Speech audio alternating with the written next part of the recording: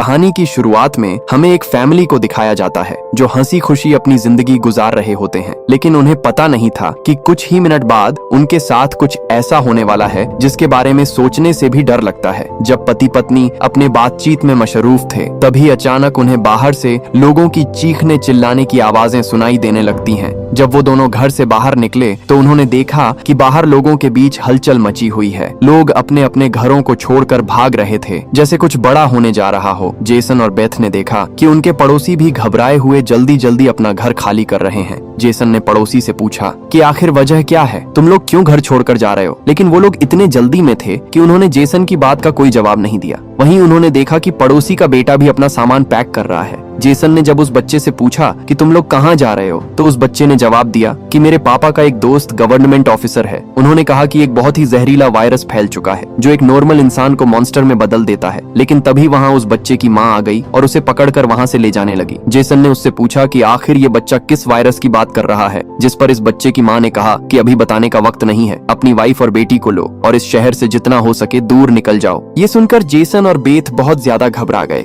उसके बाद जेसन बिना सोचे समझे अपनी फैमिली को गाड़ी में बिठाकर शहर से बाहर ले जाने लगता है। मगर रास्ते में उन्होंने देखा कि जो पड़ोसी भाग रहे थे वो वापस लौट रहे हैं। ये देखकर उन्हें और भी अजीब लगने लगा। आगे जाकर ये लोग ट्रैफिक में फंस जाते हैं। जब जेसन और उसकी फैमिली गाड़ी से बाहर उतरे तो उन्होंने देखा कि शहर से बाहर निकलने वाले रास्ते को पुलिस ने बंद कर दिया है। आसमान में यहाँ वहाँ हेलीकॉप्टर्स पहरा देने लगे। लोगों को बताया जाने लगा कि शहर में एक जहरीला वायरस फैल गया है और तुम लोगों को जल्दी से घर वापस लौटना चाहिए। ये बात सुनकर जेसन को कुछ अजीब लगा कि जब शहर में वायरस फैल गया है तो लोगों को शहर से बाहर निकालने के बजाय उन्हें शहर में ही क्यों रहने को कहा जा रहा है। तभी अचानक पास की पहाड़ से एक बड़ा सा पत्थर उनके कार पर आ गिरा। ये देखकर वो लोग बहुत ज्यादा घबरा गए। पहाड़ हिलने लगा। तभी उस पहाड़ के पीछे से दो मिलिट्री के फाइटर जेट्स निकलकर शहर की तरफ बढ़े। वो दो फाइटर जेट्स पूरे शहर पर बमों की बारिश करने लगे, जिससे पूरा शहर राख में बदल गया। जेसन की वाइफ बेथ को फौरन समझ आ गया कि अगर वो पुलिस की बात मानकर घर लौट जाते तो उनका अंजाम बहुत बुरा होने वाला था। उसके बाद वो फाइटर जेट्स सड़क पर मौजूद लोगों की तरफ बढ़ने लगे। ये देखकर सभी लोगों में हलचल मच गई। अब सबको समझ आया कि गवर्नमेंट उन्हें मारना चाहती है। सभी अपनी जान बचाने के लिए यहाँ वहाँ भागने लगे। पर जेसन और बेथ को समझ आया कि वो कहीं भी भाग लें, वो फाइटर जेट्स उन्हें मारकर ही रहेंगे। तभी बेथ ने पीछे मुड़कर पहाड़ पर एक स्कूल देखा और उसे लगा कि बचने के लिए वो जगह बेहतर रहेगी। जिसके बाद जेसन और बेथ जोई को लेकर स्कूल की तरफ पहाड़ पर चढ़ने लगे। पीछे ब्रिज पर मौजूद लोगों पर फाइटर जेट्स बम गिराने लगे। ये तीनों तेजी से दौड़ते हुए स्कूल तक पहुंच जाते हैं और खुशकिस्मती से वहां उन्हें एक टनल मिल जाता है और बम धमाके से कुछ ही सेकंड पहले वो जल्दी से उस टनल में घुस जाते हैं। जैसे ही बंकर का दरवाजा बंद हुआ, ऊपर एक जोरदार धमाका हुआ, लेकिन खुशकिस्मती से ये लोग बंकर के नीचे थे और इनकी जान बच गई। मगर इनके लिए हैरानी की बात ये थी कि आखिर ये कौन सा वायरस था कि गवर्नमेंट को शहर के सभी लोगों को मारना पड़ा। वो लोग कुछ भी नहीं समझ पा रहे थे। बस उन्हें ये पता चल चुका था कि अगर जिंदा रहना है तो चुपचाप बंकर में जिंदगी गुजारो। लेकिन इनके लिए परेशानी की बात ये थी कि आखिर ये लोग यहाँ कब तक जिंदगी गुजारेंगे और उन्हें पेट भरने के लिए खाने पीने का क्या करना होगा। अच्छी बात ये थी कि वहाँ ढेर सारा एक्सपायरी खाना रखा हुआ था जो 3 लोगों के लिए काफी लंबे समय तक चल सकता था। जेसन की वाइफ बेथ बहुत ज्यादा परेशान थी। वो अपनी बेटी जोई के बारे में सोचने लगती है कि अगर ये बीमार हो गई तब इसका क्या करेंगे। और बेथ दरवाजा बंद करते समय उसका हाथ भी लग गया था, जिसमें काफी गहरी चोट आई थी। वो दोनों इस बात को लेकर भी घबरा रहे थे कि कहीं इस जहरीले वायरस ने उनकी बॉडी पर भी अटैक ना कर लिया हो। मगर अभी ये सोचने का वक्त नहीं था। उन्हें अब इस बंकर को सेफ बनाना था ताकि ऊपर बंकर का दरवाजा कोई खोल ना सके। जेसन ने लोहे की जंजीर से बंकर का दरवाजा मजबूती से बंद कर दिया और तय किया कि अब उन्हें यहीं पर छिपकर जिंदगी गुजारनी है। लेकिन जमीन के नीचे रहने का जीवन आसान नहीं था। हर दिन वही एक जैसा खाना, पीने के लिए कीचड़ से भरा हुआ पानी और खाली समय में वो ताश खेलते। बाहर की दुनिया से उनका पूरी तरह से कनेक्शन कट चुका था। कई दिनों तक यहाँ रहने के बाद वो लोग बहुत ज्यादा इस बंकर में तंग हो चुके थे। लेकिन वो क्या करते? अगर ऊपर जाते तो उनकी जान नहीं बच पाती। इस जीवन ने जेसन के परिवार को मानो इस दुनिया के अंत का एहसास दिलाया। जोई ने अपने पापा से पूछा, पापा हम यहाँ कब तक रहेंगे? जेसन के पास इस बात का कोई जवाब नहीं था। उसने अपनी बेटी से बस यही कहा, जब बाहर वायरस चला जाएगा तभी हम बाहर जाएंगे। वो अपनी बेटी की आंखों पर उंगलियां रखकर बाहर की दुनिया उससे इमेजिन करवाता है। इस तरह से दिन गुजरते गए और फिर महीने। उन्हें नहीं पता था कि बाहर निकलने के इंतजार में उन्हें यहाँ इस बंकर में 300 से भी ज्यादा दिन गुजर चुके हैं। जोई अपनी माँ की बनाई हुई टेलीस्कोप से बाहर की दुनिया को देखती है। बाहर चारों ओर बस तबाही का मंजर नजर आ रहा था, जैसे ये पूरी दुनिया जलकर राख हो गई हो। वहाँ किसी भी इंसान का नामो निशान तक नहीं था। ये सब देखकर उस छोटी बच्ची को लगने लगा कि शायद हम इस दुनिया के आखिरी बचे हुए लोग हैं। माँ ने उसे दिलासा दिया कि तुम ऐसा मत सोचो, शायद तुम्हारे दोस्त भी हमारी तरह कहीं छुपे हुए हों। अब रात हो चुकी थी और डिनर का समय हो चुका था। उनके पास अब खाना भी कम बचा हुआ था, इसीलिए वो तीनों थोड़ा सा खाना खाकर काम चला रहे थे। लेकिन आज जोई की जिद पर उसे पूरा एक कैन का डिब्बा दिया गया। जोई ने जब टिन का डिब्बा खोला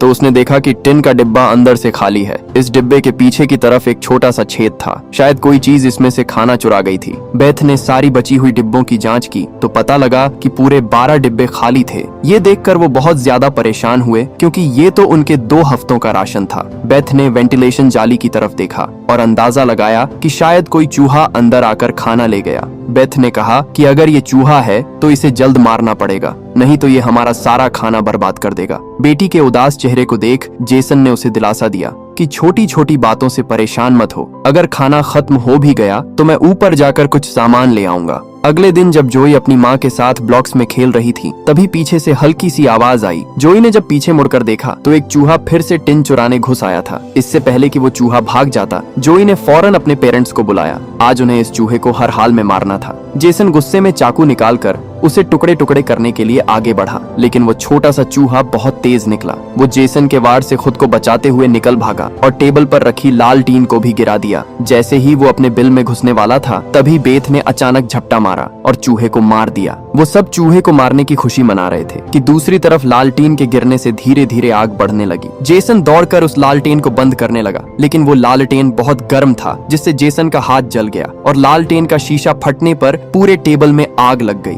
बेथ ने पर्दा फाड़कर आग बुझाने की कोशिश की। जेसन ने नल से आधी बाल्टी पानी निकालकर उस आग पर डाला। जैसे तैसे करके उन दोनों ने उस आग को बुझा लिया, लेकिन खतरा अभी टला नहीं, बल्कि अब उनके लिए और भी मुश्किल बढ़ने वाली थी, क्योंकि आग तो वो लोग बुझा चुके थे, मगर आग से निकलने वाले धुएं ने पूरे बंकर को धुएं से भर दिया था और वो धुआं धीरे धीरे वेंटिलेशन जाली से ऊपर की तरफ निकल रहा था। ये देखकर वो सब घबरा गए, क्योंकि यह धुआं उनका वहां होने का ठिकाना जाहिर कर रहा था। अब सब लोग सांस रोककर बैठे थे। जेसन ने कहा कि शायद रात का अंधेरा धुएं को छुपा लेगा और किसी को हमारे ठिकाने के बारे में पता नहीं चल पाएगा। वो तीनों डर के साए में पूरी रात जागते रहे। अगली सुबह उन्होंने खुद के तसल्ली के लिए पेरिस्कोप से बाहर झांक कर देखा तो उनके पैरों तले जमीन खिसक गई। उन्होंने देखा कि बाहर तो पूरा धुएं का गुब्बार उठा हुआ था। ये देखकर उन लोगों की बेचैनी बढ़ने लगी। उन्हें पूरा यकीन हो गया था कि उनके ठिकाने का राज खुल चुका है। तभी बेथ ने कहा कि अगर धुआं उठा है तो आसपास राख भी जमा हुआ होगा,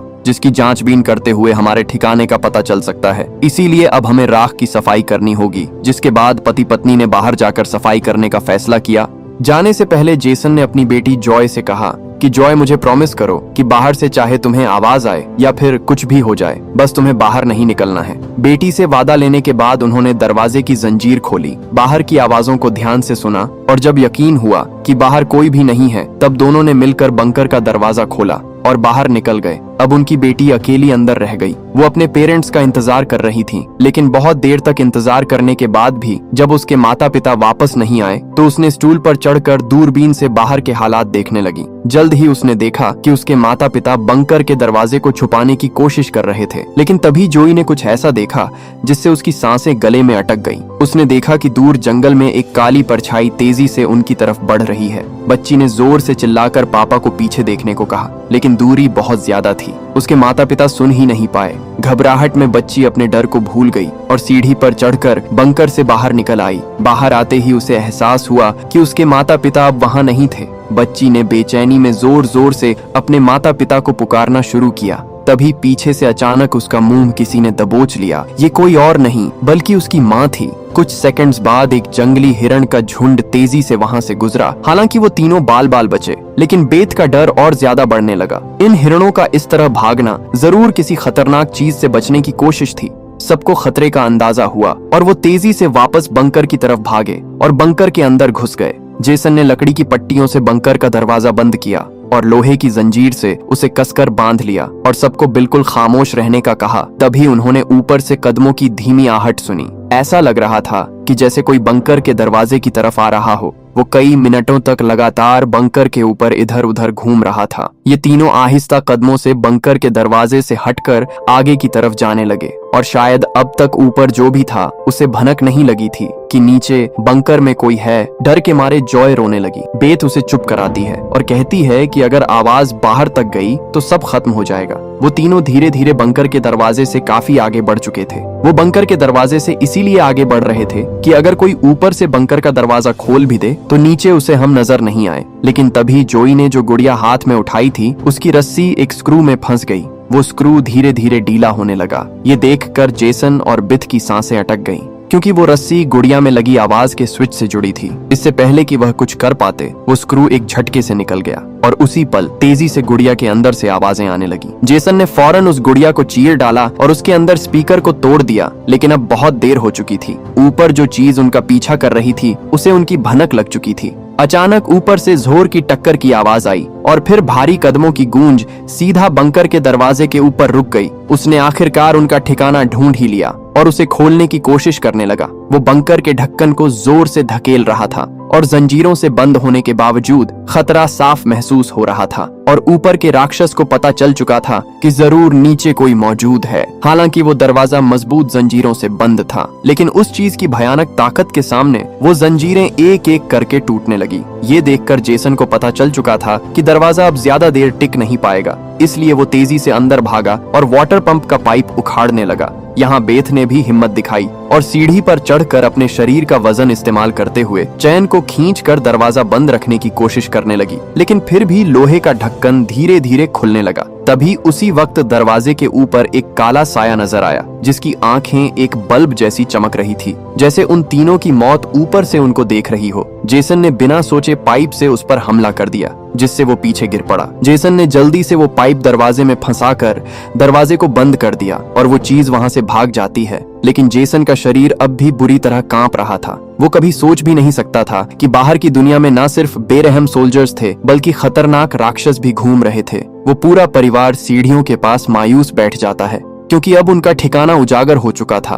अब किसी भी वक्त उन पर हमला हो सकता था और उन्हें इस बात का अंदाजा भी हो चुका था कि इस बार तो एक आया था, लेकिन अगली बार जब वो आएंगे तो उनकी तादाद काफी ज्यादा होगी और हम उनके सामने कुछ नहीं कर पाएंगे। थोड़ी देर बाद अचानक अलमारी हिलने लगी। जेसन और बेथ समझ गए कि उसने अपने बाकी साथियों को भी बुला लिया है। ऊपर से तेज कदमों की आवाजें सुनाई देने लगी, मानो हजारों जीव उनके सिर पर दौड़ रहे हों। फिर वो सभी बंकर के दरवाजे पर इकट्ठा हो गए। उनके डर से नीचे जेसन, बेथ और जोई कांप रहे थे। तभी उन्होंने अचानक एक जबरदस्त हमला शुरू कर दिया। इस बार की ताकत पहले से कहीं ज्यादा थी। मजबूत लोहे का दरवाजा टूटकर नीचे गिरा और बंकर के दरवाजे पर ढेर सारी आंखें चमकने लगी, जिससे वो लोग डर के मारे पीछे की तरफ भागने लगे। लेकिन वो राक्षस भी उनके पीछे चलते आ रहे थे। बेथ ने अपनी तेल की लैंप फेंक दी और उनके और अपने बीच पर्दे में आग लगा दी और अलमारी को पकड़कर दोनों ने उनके बीच रास्ते को ब्लॉक कर दिया। वो सभी तेजी से बंकर के अंदर की तरफ भागने लगे, पर वो लोग जानते थे कि ये सब उन्हें ज्यादा देर नहीं रोक सकते। उनके पास अब बचने का कोई रास्ता नहीं था। तभी बच्ची को जमीन की ओर खुलने वाला एक वेंटिलेशन दिखाई दिया। जेसन ने ताकत से उसे तोड़ा और पूरी जान लगाकर अपनी पत्नी और बेटी को बाहर की ओर धकेल दिया। लेकिन जब खुद बाहर निकलने की कोशिश की तो तंग जगह के कारण वो अटक गया। दूसरी तरफ राक्षस उसकी ओर बढ़ रहे थे। अब जैसे तैसे करके जेसन को यहाँ से निकलना था। उसे कोई दूसरा रास्ता नजर नहीं आया, इसलिए उसने अपने कंधे की हड्डी तोड़ डाली, जिससे वो दर्द से चीखने लगा। पर जल्दी से वो खुद को संभालकर वेंटिलेशन में घुस गया। बेथ बिना समय गवाए पूरी ताकत से जेसन को बाहर खींचने लगी। जेसन जैसे ही बाहर निकलने ही वाला था, तभी एक विशाल जीव ने आकर जेसन के पैर को पकड़ लिया। जेसन समझ गया कि अब उसका बच पाना नामुमकिन है। अब भाग निकलने की कोई उम्मीद नहीं थी। जेसन ने अपनी पत्नी से आंखें मिलाते हुए कहा कि जो भी हो जाए जोई को कुछ नहीं होने देना, और अगले ही पल वो राक्षस उसे बंकर में खींच लेता है। लेकिन जेसन बंकर में राक्षस से डरने के बजाय उनसे कहता है कि आओ देखता हूँ तुम में कितना दम है। बेथ और जोई ने जब नीचे देखा तो बंकर में से तेज चीखने की आवाजें आ रही थीं। बेथ समझ गई कि उसका पति उन्हें भागने का समय देने के लिए लड़ रहा है। वो दर्द में भी अपनी बेटी को लेकर वहां से निकल पड़ी और राक्षस से बचते हुए वो काफी दूर आए। लेकिन भागते भागते उन्हें कुछ अजीब महसूस हुआ। उन्होंने देखा कि जो हाईवे बाहर की दुनिया तक खुलता था, अब वहां ऊंची दीवार खड़ी थी, यानी अब इस शहर से कोई भी बाहर नहीं निकल सकता है। तभी वहां हेलीकॉप्टर दूर से उड़ता हुआ आया। जब बेथ ने पीछे मुड़कर देखा तो वो एक आर्मी हेलीकॉप्टर था। वो हेलीकॉप्टर तेजी से उनके पास आकर उन पर अपनी तेज स्पॉटलाइट चमकाई। ये दोनों जैसे ही वहां से भागने वाले थे तभी ऊपर से उन पर एक बड़ा जाल आ गिरा, जिसमें ये दोनों फंस गए। वो दोनों हर एक संभव तरीके से जाल से खुद को छुड़ाने की कोशिश करने लगी, लेकिन जाल ने इन दोनों को बुरी तरह से जकड़ लिया था। बेथ ने जाल की जाली के बीच से देखा कि कुछ हरी आंखों वाले काले साए उनके पास आ रहे हैं। तभी यहाँ हमें कहानी का असल राज मालूम हुआ। ये जो बंदूक थामे पीली आंखों वाले लोग जिसे हम राक्षस समझ रहे थे, ये असल में कोई एलियन या फिर वायरस से इन्फेक्टेड लोग नहीं थे, बल्कि ये तो मिलिट्री के सोल्जर्स थे जो गैस मास्क और नाइट विजन ग्लासेस लगाए हुए थे। वही आंखें जिसकी पीली चमक उन्हें किसी दूसरी दुनिया का दिखा रही थीं। लेकिन सवाल आता है कि आखिर आर्मी वाले इन लोगों के जान के दुश्मन क्यों बने हुए थे? ये सारा राज आपको आगे की थोड़ी सी बची हुई स्टोरी में मालूम पड़ जाएगा। अब बेथ और जॉय दोनों इन सोल्जर्स के कंट्रोल में थे। इनमें से एक सोल्जर ने एक बड़ी सी इंजेक्शन निकाली और दोनों के गले में बारी बारी से छुपा दी। जब इनके ब्लड को टेस्ट किया गया तो पता लगा कि ये दोनों भी जहरीले वायरस से इन्फेक्टेड हैं, जिसका मतलब कि ये दोनों इस धरती के लिए एक खतरा है, यानी अब इन्हें मार दिया जाएगा। असल में जब वायरस पहली बार फैला था तभी इस छोटे से शहर के कई लोग इसकी चपेट में आ चुके थे। ये वायरस हवा से फैलता था और ये वायरस एक इंसान से दूसरे इंसान को बहुत ही जल्दी लग जाता। इन्फेक्टेड लोग खुद भी नहीं जानते थे कि वो बीमार है और गवर्नमेंट के पास इस वायरस को रोकने का कोई एंटीडोट नहीं था। इन्फेक्टेड लोगों को मारने के अलावा गवर्नमेंट के पास दूसरा कोई रास्ता नहीं था। बेथ रो रो कर कहती है कि प्लीज मेरी बच्ची को जाने दो। जब बेथ ने देखा कि ये सोल्जर्स उसकी छोटी बेटी को भी नहीं छोड़ने वाले तो वो पूरी तरह गुस्से में आ गई। उसके चेहरे पर काले निशान उभरने लगे, लेकिन इससे पहले कि वो कुछ कर पाती, एक सोल्जर की गर्दन से खून का फव्वारा फूट पड़ा। वो कोई और नहीं बल्कि मौत से लौट कर आया जेसन था। दरअसल बंकर में जेसन मरा नहीं, बल्कि वहां वो खुद पर कंट्रोल खोकर वहां सभी सोल्जर्स को मार डाला। उस वक्त वो बहुत ज्यादा गुस्से में था। चेहरे पर काले निशान और आंखें गुस्से से लाल थीं और उसके जिस्म की ताकत कई गुना बढ़ चुकी थी और साफ दिख रहा था कि वो अब पहले वाला जेसन नहीं बल्कि वो एक अलग रूप में दिखाई दे रहा था। वो सोल्जर्स पर झपट कर उन्हें मारने लगा, लेकिन वो गर्म हथियारों की गोलियों को नहीं रोक पाया और जमीन पर गिर गया। जब वो सोल्जर बेथ और जोई की तरफ बढ़े तो वो दोनों जाल तोड़कर भाग चुकी थीं। सोल्जर्स उन्हें यहाँ वहाँ ढूंढने लगे, लेकिन उन्हें ये अंदाजा नहीं था कि बेथ भी एक राक्षसी रूप में बदल चुकी थी। उसने जॉय को एक कार के अंदर छुपा दिया और खुद उन सोल्जर्स से लड़ने लगी। उसने कई सोल्जर्स को मार गिराया और फिर खुद भी गोली लगने से कार की छत पर गिर पड़ी। अंधेरे में छुपी उसकी बेटी ने ये सब देख लिया। अपने माता पिता की हालत देखकर वो भी गुस्से में आकर अपना आपा खो बैठी। एक छलांग में उसने एक सोल्जर को गिराकर उसका मास्क तोड़ दिया और उसे मारने ही वाली थी कि बेथ ने समय रहते उसे रोक दिया। वो नहीं चाहती थी कि उसकी बेटी भी एक दरिंदा बन जाए। बेथ ने उसे शांत किया। धीरे धीरे लड़की की नसों की हरियाली गायब हो गई और वो फिर से इंसान में बदल गई। लेकिन सोल्जर की किस्मत इतनी अच्छी नहीं थी। उसका सेफ्टी मास्क टूट चुका था और वो धीरे धीरे वायरस से इन्फेक्टेड हो गया। दूसरी तरफ जेसन की हालत बहुत गंभीर थी। उसने बेटी के चेहरे को देखकर अपने हाथ की 2 उंगलियां उसकी आंखों से फेरी और जेसन ने हमेशा के लिए आंखें बंद कर लीं। उसी वक्त एक और हेलीकॉप्टर आ गया। बेथ अपनी बेटी को लेकर भागी। कबाड़ के ढेर से गुजरते हुए वो एक सुरंग में घुस गए। तभी वहां एक रोशनी उनकी आंखों पर पड़ी। देखने पर पता चला कि सामने वहीं पड़ोस का छोटा लड़का था जिसे हमने कहानी की शुरुआत में देखा था। फिर ये दोनों उसके पीछे चल पड़े। वो लड़का उन्हें एक गुफा जैसी टनल में ले पहुंचा जहां उस लड़के के माता पिता और भी कई सारे लोग छुपे हुए थे। असल में वहां उनके जैसे ही वायरस से इन्फेक्टेड लोग थे। जिंदा रहने के लिए वो सभी अंधेरे में चूहे जैसी जिंदगी गुजारने पर मजबूर थे। ये वायरस खतरनाक जरूर था लेकिन जानलेवा नहीं। ये वायरस इन्फेक्टेड इंसान के जिस्म पर तब ज्यादा जोर करता जब वो डर जाता या फिर गुस्से पर काबू नहीं रख पाता। लेकिन असल में उन लोगों ने खुद पर काबू पाना सीख लिया था। वो लोग शहर के सोल्जर्स को राक्षस समझते थे, लेकिन असल में वो खुद राक्षस थे। और इसी सीन के साथ ये कहानी यहीं पर खत्म हो जाती है।